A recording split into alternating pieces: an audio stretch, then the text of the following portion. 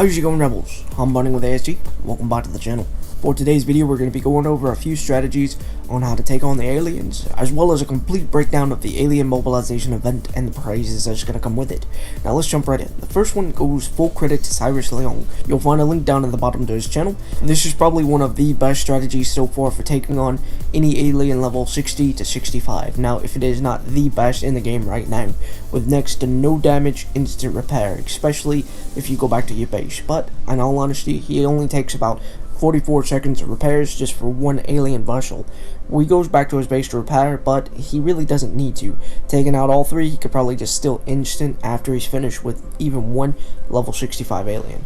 We can see that the formation that he's using is the Loyal Battalion, where he's got, instead of the carrier in the back, he's actually got it on the front lines, being covered by a frigate, which is probably about the only thing he had enough room left even to fit onto this fleet. He's using 4 battleships to cover both of his flanks, which are primarily just to actually take out the squadrons. He's using his carrier to deal more of the damage than anything else. It's one of the strategies I've seen because he's keeping his distance, not really inviting anything to come straight on ahead of them, which would be well out of the way of the actual battleships are firing arc, but anything that does happen to get through and will get to the carrier, that little frigate, is probably more than enough to finish off whatever does get through. It's one of the best strategies I've seen so far, and I've seen a couple variants of it from him from other videos he's posted. Really gotta give it credit on this one. It's some of the best, and it's one of the first that I've seen so far. I've seen a lot of people hit these things and they've just been completely wiped out. I've managed to take a few of them on myself, but none without a lot of damage being involved. The strategy is definitely one of the best, and gotta give him full props. I'd also like to point out that the carrier that he's using is just a Valhalla. It's nothing special. It's one of the very first, if not the very first carrier introduced into the game, and it's something that just about any player can match. Even if you don't have a carrier, you can get the blueprint carrier, which will be just as good, even though you'll be losing one less squadron. Now, with that being said, you might be thinking, well, I don't really have that good of battleships, but I've got some decent cruisers. While cruisers may not have that same firing arc where they can fire from both sides, I think they can still be very effective, especially considering with such a large area of coverage, you could probably still do plenty of damage to the squadrons, keeping your carrier well safe and sound, especially considering they can usually take a lot more damage than battleships themselves. I think it would be a good alternative if you yourself don't have the specific fleet types to use this strategy that he's using, but it is an alternative, and it's something I intend to try to build, either using sickos or one of the new weapons that we're going to be seeing coming into this event as well. It's something to consider, and it gives us a much better fighting chance against us aliens, considering for the better part of a month, we've really been having to focus on how to get them without taking that much damage, and that's kind of what we rebels do best, is, well, sticking it to Vega, and more importantly, sticking it to Cacti is the best way to play. Now, with that being said, let me know if you have any questions down the bottom of the strategy information. If you need help working out a strategy for your fleets to take on these aliens, let me know. Now let's go on into the event itself, alien mobilization. If you don't know by now, the aliens are coming after us because apparently the Demon Corps are too powerful for them and they've scared them into attacking us somehow. I don't really get how that works, but that's how the story lore is going right now. So essentially, this is going to be a co-op base where if you're friendly, you can, or you're friends with someone who's being attacked or who is attacking, you can jump in and help them to beat. You're going to be going on against 6 of the alien vessels instead of the normal 3. So you're going to have an entirely different formation. 3 on one side, 3 on the other. You're really going to be pinned into a corner on this particular event. But, like I said, you can force friendly. So if you see someone being attacked, just click their icons, they become friends, boom, you can jump in and help them. And it's not a situation where that's a bad thing. The more friends you have, the more opportunities you are going to be able to acquire the prizes. Speaking of the prizes, I'm not too ecstatic about them. Most of them are just reskins with different stats. They are basically single-use items that can be re-equipped to different ships. Meaning, if you've only got 4 of either the Frenzied Scattered Missiles or the Repeating Polaron Ray, well, you can only put 4 on one ship. You can switch it between different ships, but you've only got a max of 4 of them, so you're going to have to acquire quite a few of them if they're going to be useful in different types of ship formations. Something to keep in mind while doing this event. First up, like I just mentioned, the Repeating Polaron Ray. It comes in weighing 465 tons, DPS of 29, and a range of 3,500 meters. It's pretty light though. A lot of players have been thinking this is going to be very similar to the Echo, but with less range and a little bit less DPS. But me, when I hear Repeating Polaron Ray, and considering how the original Polaron Ray fired, I think it's going to be closer to how the Gatling Ray should have been.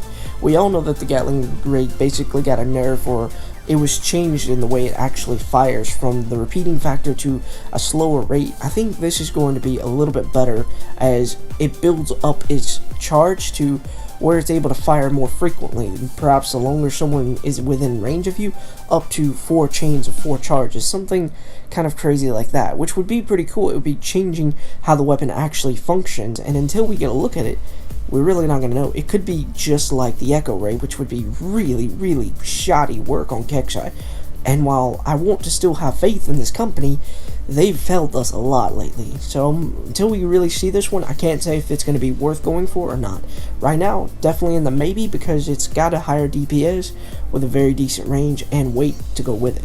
Next up, the Frenzied Scattered Missile. This one's pretty heavy, weighing in at 11,155 tons, but it does have the DPS to match at 53. The plus side, and probably the most useful factor of this one, it has 0 minimum range with a maximum range of 3,750 meters. It has a 450 meter AoE, and, well, it honestly could replace Sicko. I think this is going to be the Sicko killer.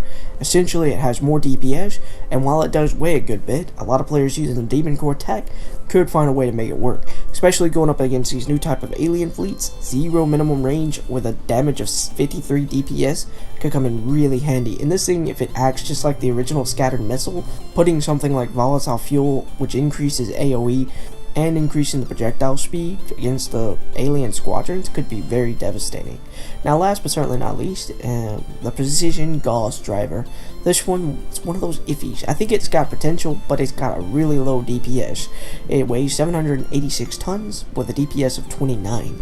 But possibly its most redeeming quality is it has the absolute longest range in the game with 5,200 meters. Now, that being said, it does have a bit of a slow projectile speed at 1,000, but you won't be taking this into any PvP. It's directly meant for bases, and a lot of players have speculated this could begin to outrange even some of our most long-range base weapons, even though it only increases by 200 meters.